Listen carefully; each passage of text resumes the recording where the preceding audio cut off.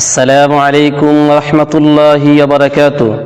প্রিয় রোজাদার ভাই বোনেরা, গুরুত্বপূর্ণ একটি মাসালা নিয়ে আমি আপনাদের সামনে হাজির হয়েছি। মহান আল্লাহ পাক রব্বুল আলামিন বলেছেন, ইয়াসআলুনাকা আনিল মাহিজ কুল হুয়া আযা ফা'তাযিলুন নিসা ফিল মাহিজ। হে রাসূল, তারা কি আপনাকে প্রশ্ন করতেছে নারীদের হায়াজ ঋতুময় সম্পর্কে? আপনি তাদেরকে বলে দিন এটি একটি কষ্টসাধ্য সময় এবং দিন। এই দিনগুলোতে মহিলাদের জন্য নামাজ পড়া হারাম, নামাজ তাদের জন্য বাতিল ঘোষণা করা হয়েছে। কিন্তু মাহে রমজানের রোজাগুলো বাতিল করা হয় নাই।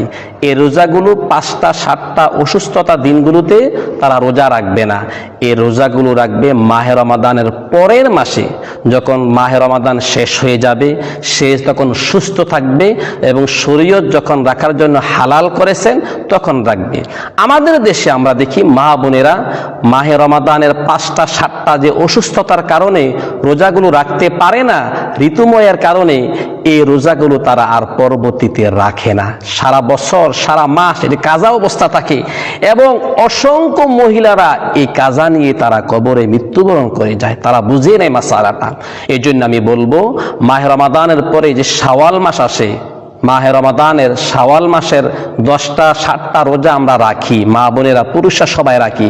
কিন্তু আপনার যে 5টা 7টা রোজা ভেঙে গেছে, ফরজ রোজা, ওই রোজা তো আপনি আজ পর্যন্ত রাখেন নাই। এই জন্য মাহে রমাদানে যে সমস্ত মা বোনদের অসুস্থতার কারণে, হায়াজ ঋতুময় হওয়ার কারণে 5টা 7টা অথবা এর কম বেশ রোজা ভেঙে যায়, এই রোজাগুলো আপনি মাহে রমাদান না রেখে অর্থাৎ এর পরের মাসে আপনি যেন অবশ্যই এই রোজাগুলো রাখেন। তার কারণ হলো, প্রিয় মা বোনেরা, তার কারণ হলো যদি জাহান্নামে যেতে হয়, একটা কবিরা গুনাহ নিয়েই জাহান্নামে যাওয়ার জন্য তার জন্য যথেষ্ট, আর বেশি লাগে না।